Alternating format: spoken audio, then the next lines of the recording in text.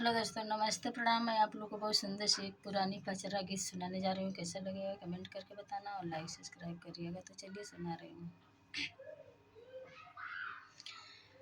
जौहा जानती दुर्गा मैया यहाँ होके चरे सेना मई का खोरिया बहर तो होके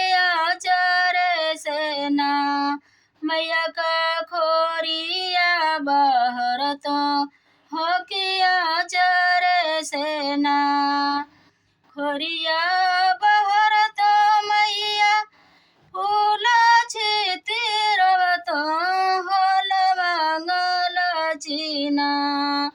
मई का खोइछा भरवत होल मंगल चिना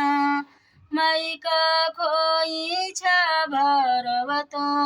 होल मंगल चिना जौ मोहि जानती शीतला मैया यहाँ होके चरे सेना मई का खोरिया बहर तो होके चरे सेना मैया का खोरिया बहर तो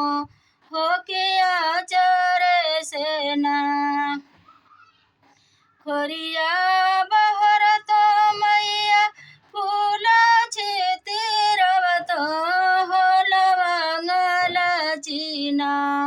मैया काया चरा भरवत होल मंगल चिना मई का चरा भरवत होल मंगल चिना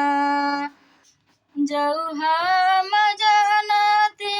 सतोरा बहिना यहाँ होके चरे सेना मैया का खोरिया बहर तो होके चरे सेना मैया का खोरिया बहर तो होके चरे सेना खोरिया बहर तो मैया फूल छितिरवत होल मंगल चिना मैया काया चरा भरवत होल मंगल चिना मई काया चरा भरवत होल मंगल चिना मई काया चरा भरवत